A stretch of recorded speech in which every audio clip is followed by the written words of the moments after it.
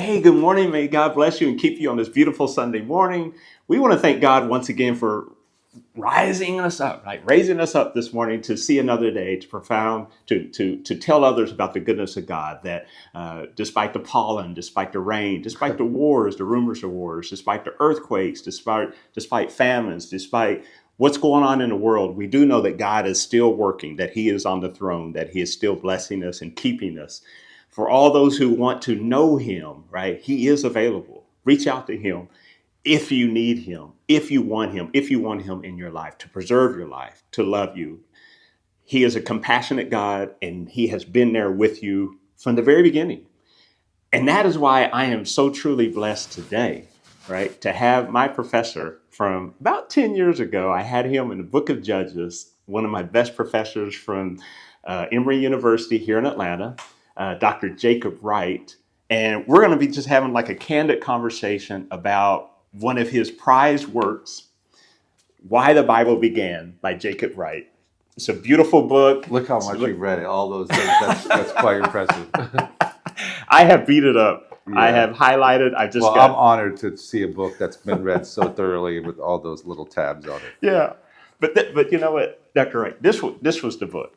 You may disagree, but I love this book. I have preached out of this book a lot in the past. Yeah. So when I was in school at Emory, this was one of the required. Come out or yeah. Yeah, one of the required books. Oh, I can't believe I required that. My own book. I usually don't do that. But it's called David, King of Israel, and Caleb in Biblical Memory, right? And one thing that was really cool about your class was you helped me understand about, when you read the Bible, that this was all about land. It was about the people of Israel, the Hebrew people, being blessed by God to be able to obtain land and property to become their own nation. And it was about nationalism, showing pride or being, pretty much being on the forefront of what God wanted the Hebrew people to be across the globe, across the world. And so here we are today. They are still, the number one nation, the nation that people pay attention to because of the nationalism, because of what God has poured out into this great nation. But I want you to expound on it. I've got some questions. Yeah, I would say that nationalism is often, and perhaps rightly so, a kind of a difficult word for many, if not most people, because it's associated with the kinds of Christian nationalism that you have that is trying to, establish itself politically as the Bible as the only way, and it comes with a lot of racism and so forth. So instead of nationalism, I like the term nationhood and peoplehood, and a focus on what it means to be a people. And nationalism might be understood as, what makes us great and what others are how they're going to dilute our culture and what we've done. And it can often be kind of xenophobic.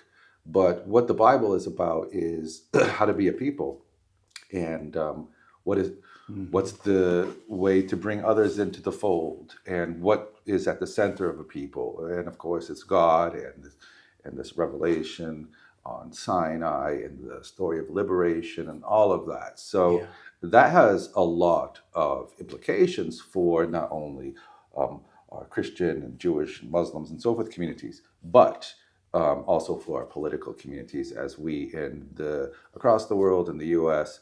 are really struggling to understand what love for neighbor implies. And love for neighbor is just really at the center of what this project is about, because without it, nothing happens. That's right. Something happened just recently. I'm glad you brought that up. My wife's, some people my wife's Christian. She grew up Muslim, but lived in the northern part of Mali and then moved down at the age 13 to another family, became Christian. So the family that she grew up with next door are Muslim. And so she had a family member or friend, the lady, she passed just like a few days ago. She's Muslim. Oh, no. And she was in tears. And while she was at work, I was thinking, this is what the story of the Good Samaritan is all about. right? When you think about the basis of Christianity or Islam or Judaism, here you have this Samaritan, right? The minister passed by, the Mm, rabbi passed by, all these people passed by, but the Good Samaritan just saw a man that was in need. yeah. And so when I thought, I was like, that's what this is all about. So we sent some money, sent some finances, Mm. to help, Oh, nice. because it's all about this collective humanity. Like you Yeah. said, we're all in this together. We are all Yeah. one family. And at the that's very good. One of the things about I use the Good Samaritan story, even though it's from the New Testament, and I'm a Jewish Old Testament or Hebrew Bible scholar, Mhm. but the Good Samaritan parable that Jesus tells is in response to the question, "Who is my Who neighbor?" is your neighbor? Um, and then a rabbi comes to Jesus and says, "What's the greatest commandment?" Mhm. Thou shalt love the Lord thy God with all thy heart, soul, and mind. That's right. And the second is like to it, thou shalt love thy neighbor as thyself. So the two go hand in hand. Loving God and loving neighbor are really, they cohere in a deep way. Then Jesus proceeds, when it asked, well, who is my neighbor? And that is a difficult question because um, is it just those who are close to us and whom we already are connected to and we love, from the get-go? Right. Or is it those difficult kinds of neighbors across the street who vote for a different party and who see things very differently than us? Mhm. And so at the heart of this book is, and the heart of the Bible for that matter, is this tension between North and South, the northern kingdom of Israel and the southern kingdom of Judah. And that's so central to these stories.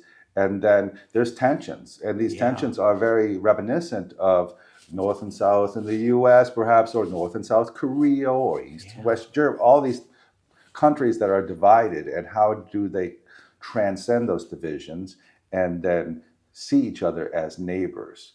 That is a difficult thing. Now, Hmm. um, I would push back a little bit and say the neighbor story, love thy neighbor, is not, Jesus doesn't say that the guy who takes care of the beaten up uh, poor guy on the road and takes him to the tavern. I love it. He takes him to the tavern and then gives the tavern keeper everything Yeah. he needs in order to get him on the mend Mhm. and on the road again, on his way, on his path towards wherever he's going. Mhm. And but it's not a Roman soldier who does it, right? It's Right. not trying to say we should love the Romans and the Greeks who are oppressors and so forth.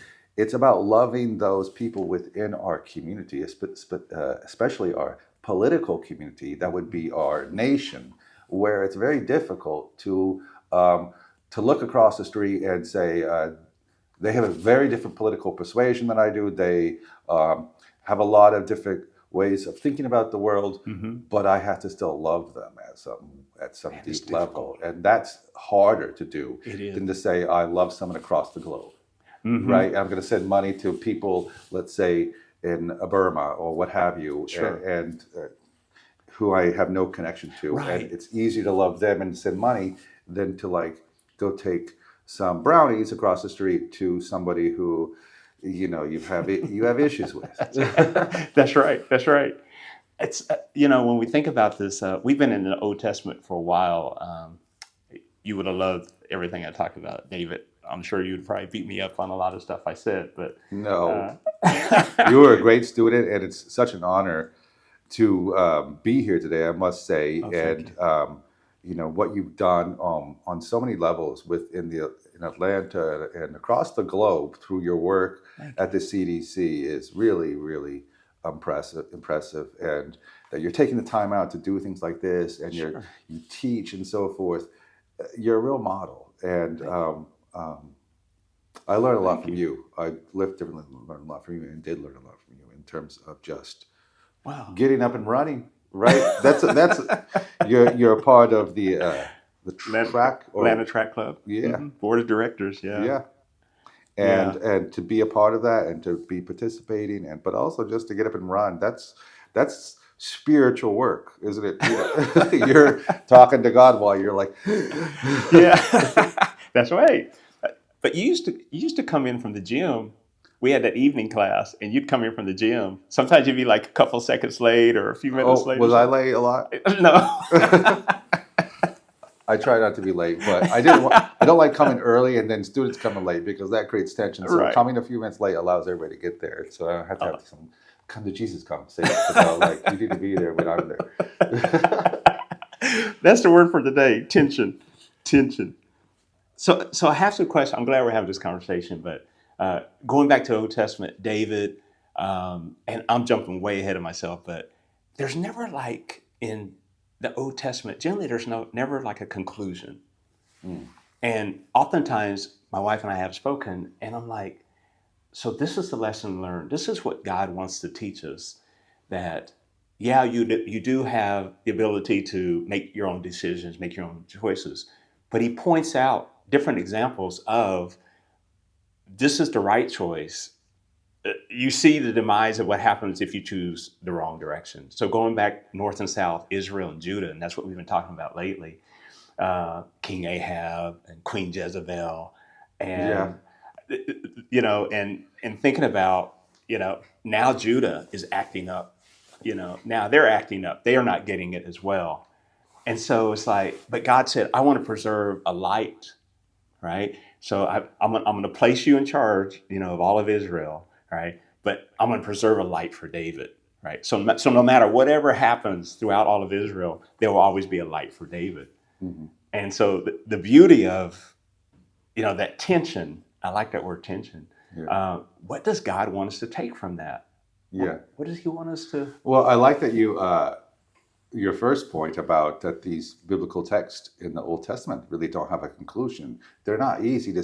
They don't come and say, "Thus, the point of this story is," pop, pop, pop, pop. It's also very difficult to discern, like, well, who is the good guy in this story and who's the bad guy? Because even the good guys are very fallible, and that's why they resonate with us at a deep level, because these are complex characters. And it's not simplistic kind of moralistic teaching. You really have to dig and get into the weeds of these texts to because they're real to life, right? And in relationships, I'm newly married, and we do so well together, and our conversations are and any kind of tension ends well because it's also not trying to see good guy, bad guy kind of thing. So perspectives and so forth, and that makes for a robust relationship, and that's also the nature of these Old Testament texts, why they still around. And that's why I'm trying to do in that book, Why the Bible Began. It's like, why do these biblical texts, why were they preserved when all the great texts of civilizations that have been destroyed, we had to dig them up from the dirt in modern times and rediscover them, while these biblical texts were loved and transmitted for generations across millennia. Let me ask you a question. What was going on when you think about the tension that's happening in our country today, right? Yeah. What were the people doing in Israel? I know there were good people in Israel who would rather be in Judah, right? Who didn't want to be a part of idol worship and Ashtaroth and Baal and all this kind of stuff and child sacrifice and stuff. Yeah. Were they having conversations like this? I mean, I know that's kind of it's a difficult question. Yeah. So because they weren't all in. A lot of people were not all in. Just because you're in Israel doesn't mean that you're all in, that you agree. Well, here's where that comes from. The Bible is written from a southern perspective. A lot of the texts are from the north. So there's these two tensions. So the southern capital is Jerusalem and the northern capital is Samaria. And the story goes that Israel is a people, just to rehash this for your congregations. Israel's a people at the beginning, and they are formed as a people through families, a lot through the mothers who orchestrate the birth of the nation, the book of Genesis, but also in Exodus, where they kind of take the lead with the midwives and Miriam and so forth. And they become a people really at Sinai, and that's the name Israel, right, for the people. Gotcha. It's really not that country, two different countries. That happens after many generations, when the kingdom of Israel that David reigns over is in 2 generations later splits apart. And so the name Israel becomes the name for a kingdom of the north. Um, and then Judah is a break-off kingdom uh, from that unity. Israel doesn't break off from Judah.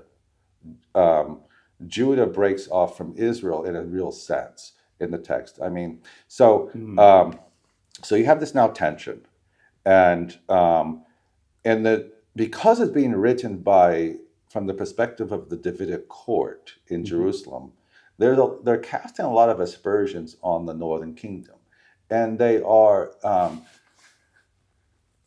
accusing them of idol worship and things that are really reprehensible in the text to an extent that probably was overplayed or over exaggerated. Um, and so within the narrative of the text, though, Mm-hmm. your question really is well formulated. So what in the imagination of this text, if you were in the northern kingdom Right. and you did under Ahab and Jezebel uh, really suffered like the prophets suffered because they were being persecuted by Ahab Mm-hmm. and his court, what would people have done? And those are the kinds of the Sunday school stories that really strike with the imagination of young people, Mm-hmm. because it is a situation. What would you do if you had to remain faithful to God Mm-hmm. under duress where you're being persecuted and so forth? That's right. And we have a situation in the U.S. today where people who are not being persecuted are claim that they're being persecuted. Uh, Christianity is a very strong religion in the country, and people are claiming, well, it's like um,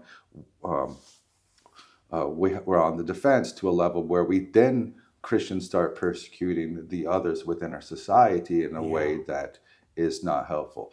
But at the same time, if you were to take it from the perspective of, okay, things are going awry also for just common citizens as Mm-hmm. some of our institutions are breaking down, Mm-hmm. and things that we hold very sacred and have given us life in this country, they're no longer to be taken for granted.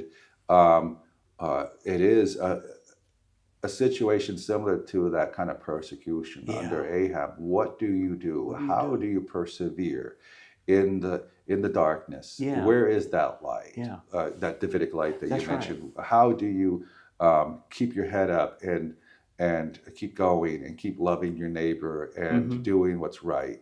And that's what I'm really doing with my students right now. I'm meeting with them on Zoom a lot and telling them that this is a moment where they really have to lean into it and have to hold their heads up, their right. work that they're doing on the study of the biblical text, but also on the other hand, marching with their feet in the sense of, you know, rising to the occasion and being heroes, if you will, and keeping the faith, and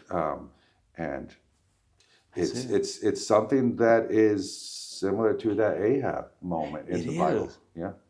And that's what I've been talking about for the past several days, several weeks, is, they set up these, I think it's in Dan and Bethel, he set Yeah. up these places where people would come and worship. Hey, you don't have to go to Jerusalem anymore. Come here, right? I want you to worship these things, Yeah. right? Because I just came back from Egypt, and and that's the way Yeah, we I did saw it. that. Yeah. And so now I want you to worship these things. Don't go to Jerusalem because they're going to kill me. And I made emphasis on that on a couple of sermons. God didn't say he was going to kill you, right? I mean, he wanted you to take over, right? And he's going to bless you just as much as Israel. I mean, just as much as David. And yet you decide to take it on yourself to make yourself your own God, your Yeah. own oligarch, Yeah. right? And then Ahab comes along. He's like, listen, I'm going to build a throne within a throne, right? I really want you to worship Yeah. Baal, right? And Do you see that in the larger culture today? I do. Yeah. Yeah. In what ways? I'm seeing where individuals who, as you stated, may have lost their way or feel that the voice that they grew up in their own culture, the thing that made them feel part of this U.S. identity, has been stripped away. And so they feel that, let me do what my grandparents did or what my parents did, even if it's not from what we see is right. They deem that it's right because that's what their culture did, right? And so now, like you said, we have this tension because individuals are stating, well, this is the way that it used to be, right? Yeah. That made sense. But now the demographics, the people I go to school with, the people I go to work with now, it seems like they have an upper hand. You know, they look different than me. They must be the enemy. They must be out to destroy me. But I'm going to listen to this individual over here or this, you know, this group over here because that's the one that my grandparents and parents grew up with. This is kind of odd, but you know, this thing with, I'm just going to kind of go off the rails for a second. This thing with like these vehicles, right? These Teslas. I was driving the other day and I was thinking, well, this is how people of color, this is what we go through. Like if we're walking down the street, it's like, now you understand how we feel. So when you're driving that Tesla and like, okay, I have this Tesla and people are going to destroy my car, or I'm driving this truck, they're going to destroy my truck or whatever. Well, that's how we feel, right? Even though it's just a vehicle, this is the skin that we're in, right? So now when you see us walking down the street, now you know how we feel. Yeah, the difference is they made a choice to buy a car, and some of them made very good choices, meaning they didn't know about the whole politics. And they're kind of stuck in a situation like, what am I to do now? I made this choice years ago. Do I sell it and so forth? But the volitional nature of that is very different than being born and where you into a culture. Being black in America is not something that you can say, well, I'm just going to sell my car and everything's going to be okay. And so and being Jewish throughout history has also been something that has been very difficult, and you have to keep your head down. And the Bible really speaks to that, the Hebrew Bible, as well as the New Testament, because the New Testament community was not the Christianity of today, where it's what we call hegemonic, where it's in control and of much, and it's becoming more and more xenophobic, and in many ways where it's left its roots in this kind of understanding that we are a people of God in an empire that may persecute us, but what will hold us together is our faith and our love. And so maybe that's the answer to what the people were doing during the times of King Ahab. I don't agree with the administration. I think that's right, and that's how we're supposed to imagine it. And Jews and African Americans and diasporic peoples and persecuted peoples, and within our country now also, where a lot of us are feeling frightened and without hope. What do we do? How do we find that hope? And that's in large part for a Christian community by looking back to the New Testament itself, which grows out of a moment of minority status. It's not post-Constantine, where Constantine had conquered the world and imposed Christianity and made it the state religion. Now it was at that time very much a minority thing. And I think the New Testament can help Christians find hope in our time. And I'll say this, that the New Testament really carries on that Jewish project of being a very small people surrounded by empires that don't have your best interest in view, that kind of Ahab that is going to make faith and belief in God in a very deep and authentic way something that you really have to persist in against all odds. Mm-hmm. Good point. Yeah. Thinking about the diaspora, we were in St. Martin. We just came back from St. Martin. That's why we're so brown. But so we spent 10 days there, and I saw on your Facebook. I was pretty jealous. Yeah. So there was this nurse that we met the night before we left, and we were having this conversation. And she's like, I don't know what's going on in the world. You know, she's with her son, and she's like, when I come to the Caribbean, what do you see? What do you see? She was asking us. And she answered for herself. She said, I see people who originated as slaves. they didn't come here on their own. Mhm. And it just resonated. I mean, we have conversations like this as people of color all the time. But, if you was to have a small group circle of individuals and say, okay, what do you think about when you go to the Caribbean? If it's 10 young people or middle-aged people, the daiquiris, the pina coladas, the rum, whatever. But people of color may have a deeper, they'll be like, no, I mean, this, millions of us were brought here, Yeah. to produce rum and, Yeah. and sugarcane and all this kind of stuff. We were brought here as slaves. So our level of enjoyment is a little bit different than others. There's I go more there. history there. Yeah. It's not just a tourist vacation where one can kind of escape. Right. It is a place where one goes back to deeper roots. Yeah. And forgive me for bringing this up, but No. you brought up a story. I paid very close attention to everything you said. I in know class. you did. But you had went to a conference, and you were talking about you were on the plane. I think you had like a middle row or whatever, and there was this issue with the armrests. Oh my goodness, yes. And I got to thinking, that's like, these people who were having this tension with you was like a current tension of how they perceived or how they saw you. But with you, it's like, it's deeper than that. This goes back thousands of years. My persona, my yarmulke, whatever. Yeah, I had a head covering. Yeah. And it was on a Dutch plane, and there was this big Dutch guy just like really making it difficult for me to sit there. And so but I mean, Yeah. I can also take that off, and no one Yeah. would ever think anything. And but your tension goes back thousands of years, where his was like, I just don't like you because I see you because you're Jewish. Yeah. But you're like, wait a minute, this means a lot more than just this armrest here. Yeah. This is a whole people. This is David. This is North and South right This is here. North and South. This is Israel. And I didn't handle it very well, I have to say. But we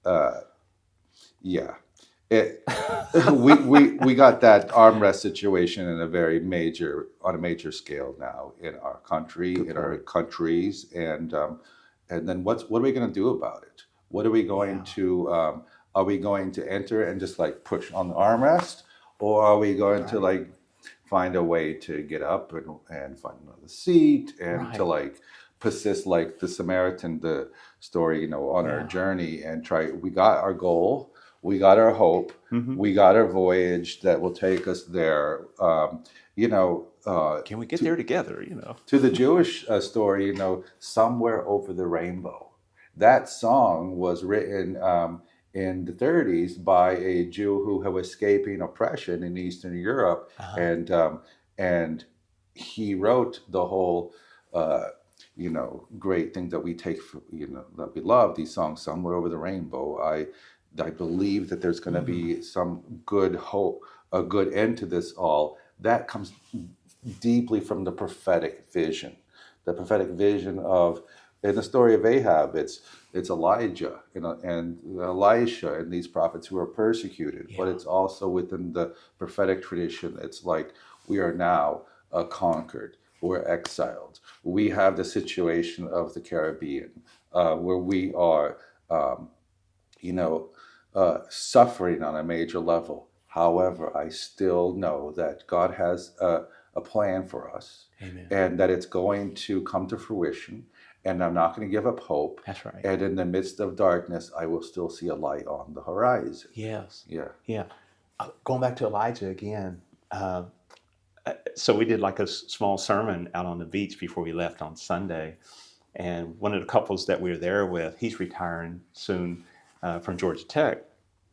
So he got into it. So for like the last several hours of that day, he was like, Elijah is here, because I spoke about it. Elijah is here. So going back to what you're saying, it's like, why did the kings respect these prophets so much that they just didn't, just readily destroy them? Like, Elijah's coming to meet Ahab, right? Why did you say Mexico? Why didn't he just destroy him right there on the spot? Why was there so much respect? Question. That's a good question. Some of the prophets actually did meet their death. Sure. Elijah has to run and live on the periphery by a brook, and the ravens are feeding him bread and so forth Flesh, from yeah. the table of Ahab. And so, but many prophets, were respected, and they couldn't be, like you say, just immediately executed on the spot. And I think that's because they prophets traditionally had res- power behind them, because they spoke not only on the behalf of God, but on the behalf of the disenfranchised, the poor, and they had people behind them. The prophets, the 400 prophets of Baal, they were eating at the table of Ahab. They Yeah. had it good, Yeah. and but they didn't have probably a lot of legitimacy among the average folks who were suffering. And so Elijah and Elisha, those stories about how he was like Elisha is taken in by a widow, Mhm. and all of that shows that there was speaking in the voice of God in a very authentic way resonates. As you're a prophet in your own right. You're speaking in an authentic way that is not about power, and not about imposing our power and getting back to the good ways Right. things were, but it gets a lot of traction with people, and for that reason, I think um, because they had support from the larger people, the king Yeah. taking out one of these prophets might have been difficult for. It's not like these Isn't it kings could something? just do anything they wanted. Sure. They still could be deposed. Uh-huh. And that's where also we have to remember that we still have, as a people, Have have a power. lot of power. And we forget that. And the powers that be want us to give up hope. And having hope and following prophets and believing that there's light on the horizon, or seeing the light on the horizon, is powerful. It's powerful. more powerful than the kind of Ahab. So true. Because Yeah. Obadiah, I'm thinking about it, it's he bumps into King Ahab on the way, and King Ahab, says, go tell King Ahab Elijah's here. Obadiah's like, no, wait a minute. I'm not going to he'll kill me. Yeah. So there were still, because Obadiah was part of that administration, but he, Yeah. kept a low profile. Yeah. And so it's so much. You spoke on something that means so much. Like when you see the people who, the vulnerable communities, which is all of us now in the United States, even those making less than $400,000 are part of this vulnerable community now. But because it isn't us and them, and we do have a lot of power. And if We forget it. yeah, yeah. And if we finally realize that if we come together as a people, yeah, there's a lot of things I don't like about your agenda, a lot of things that, or, who you voted for and things like this. But as a people, collectively, we can come to a common ground, Yeah. right? We can get back to, That's these stories at the beginning, like in Joshua, or they're up against Jericho. Jericho has massive walls, and there's a king there. Yeah. The people of Israel don't have a king. They have Joshua, who's just, the successor of Moses, and really answers to God directly. And we don't know about Joshua's sons and dynasty and so forth. It's really about a people with a leader and leadership, not least Rahab. But they're up against a king with massive military technologies, which above all with the chariots. Chariots we see as like, oh, they're just like primitive little wagons attached to horses. No, they were very sophisticated weapons and required a lot of different networks of technology. No, anyways, you have this massive civilization symbolized in the city of Jericho with its walls that tower to the heavens, and on the one hand, but it's a society that's held together by a king, and by paying those off who,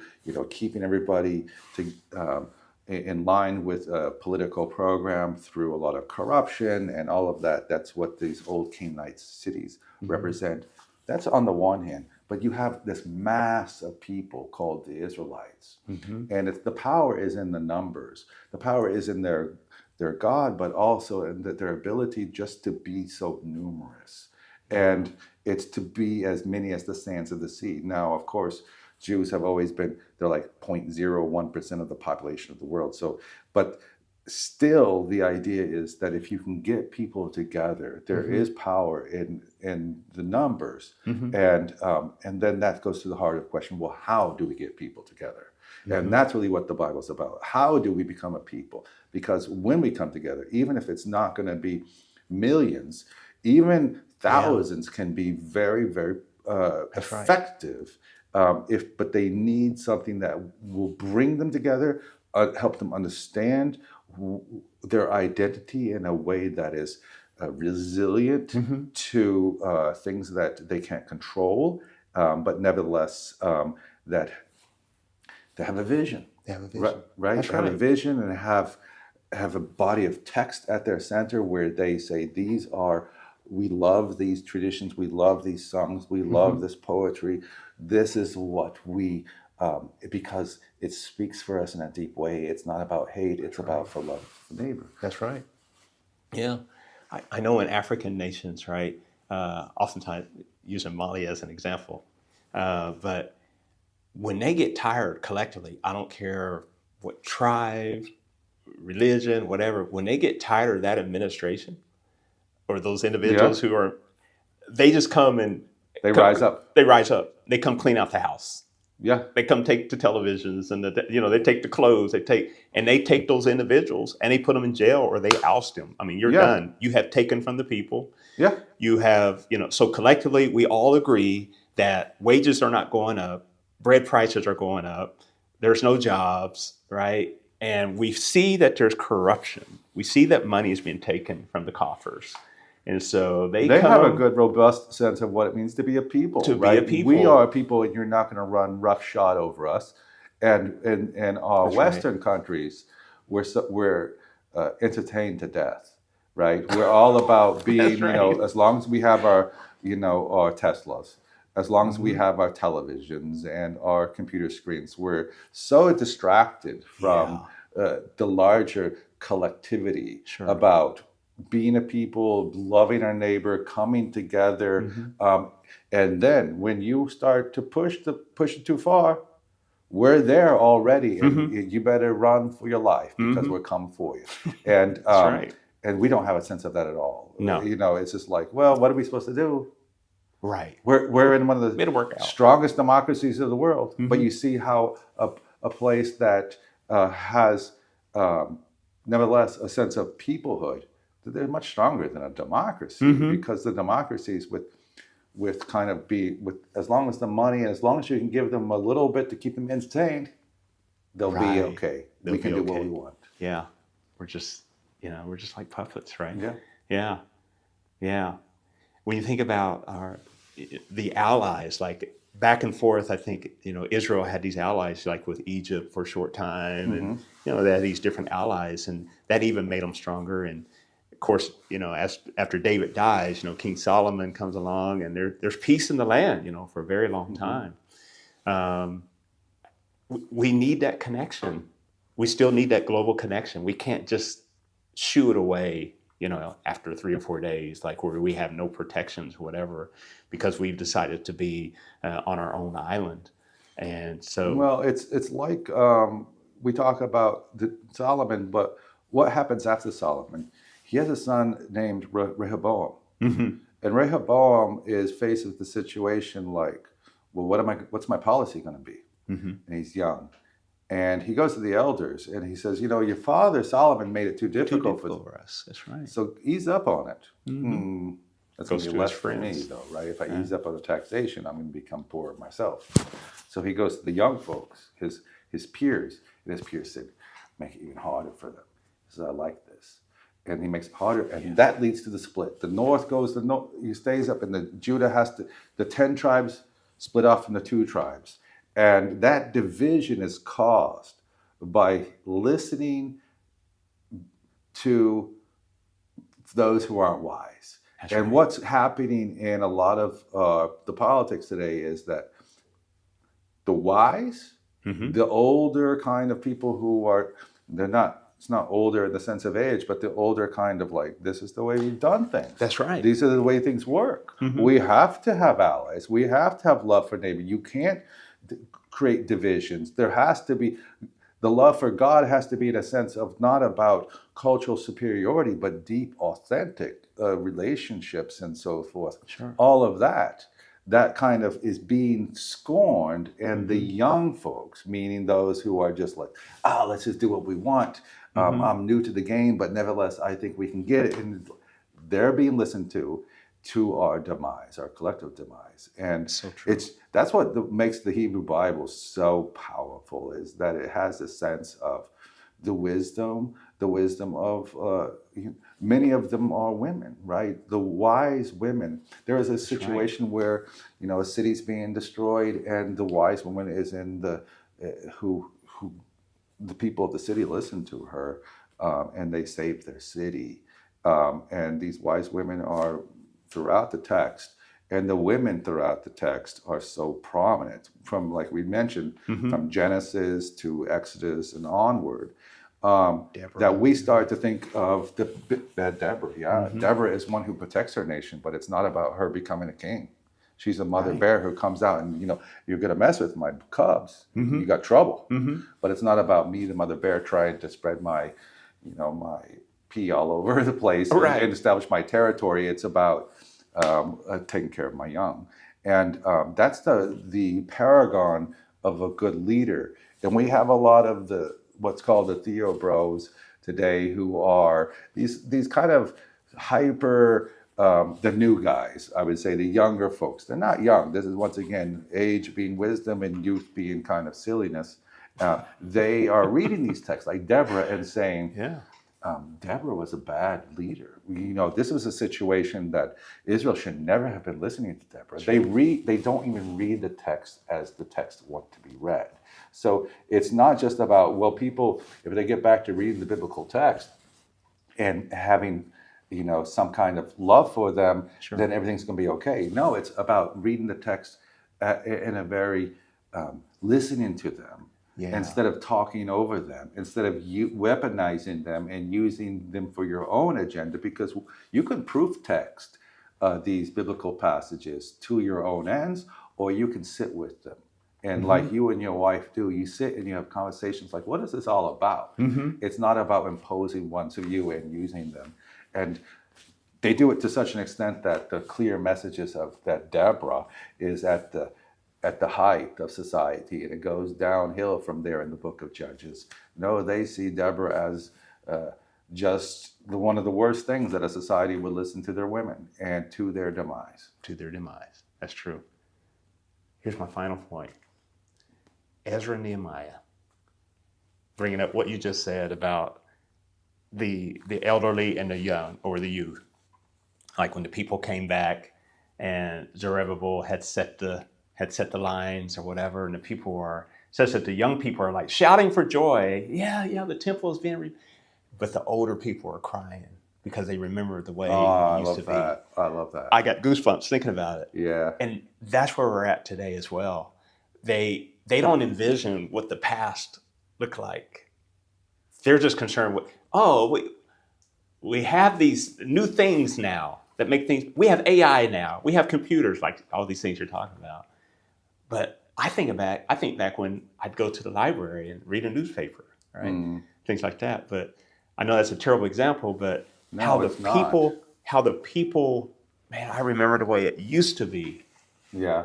It's the respect for the elderly. A good society like that of your wife has a deep respect for the elders, right? There's wisdom in it. And the prophetic vision is one, and this, I love this, in Zechariah.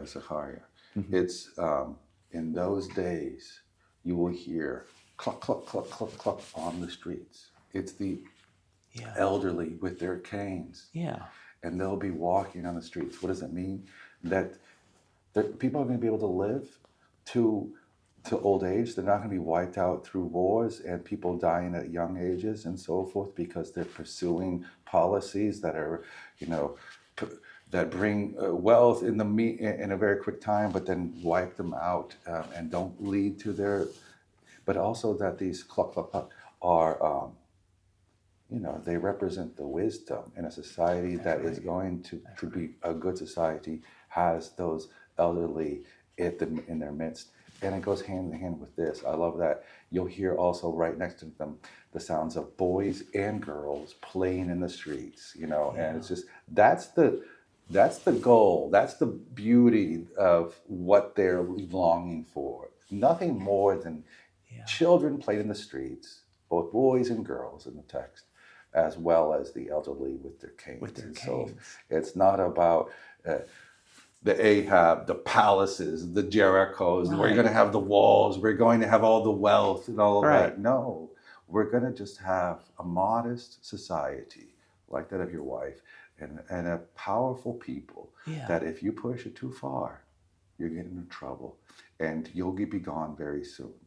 And are we going to rise to this moment in our own countries and learn from these other societies who many of us disdain? But the biblical text really puts us right there if we just open our eyes to look at it and what you're doing with your communities. Is getting into those texts.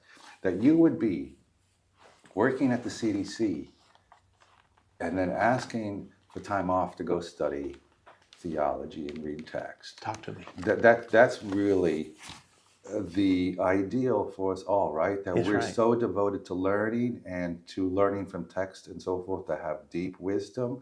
And it's going to take time from us. It's not going to just happen if on its own. Yeah. You get up and you run. You get up and you go to the gym. You get up and go study. Yeah. And it's not. We can sit back and we can complain. Oh, we can get up and we can work and we can study and we can take classes and we can learn more and we can sit here and take the learning that you have and give it to others. And on Sunday mornings, creating religious communities. That I love the name of this, Common Ground. Common Ground is all about that love for neighbor. Where is our common ground? Yeah. And it's, I love it. I love that title. I wanted to say that and I forgot Thank you. But that is just beautiful. Yeah. But we choose to finer things, like the story me and my brother were talking about Mary and Martha a while back. And why are you running around doing all these things, right? Why?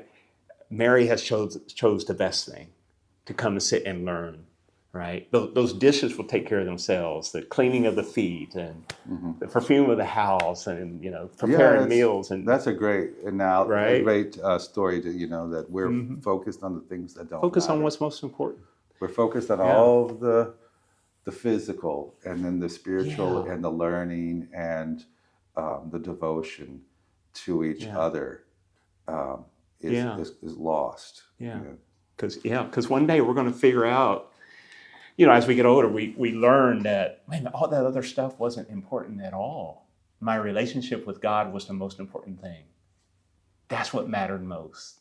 To spend time with my neighbor, to get to know my neighbor, to love my neighbor. Even though they despise me or hate me, I have to do the best I can to be an example so they can learn to love me.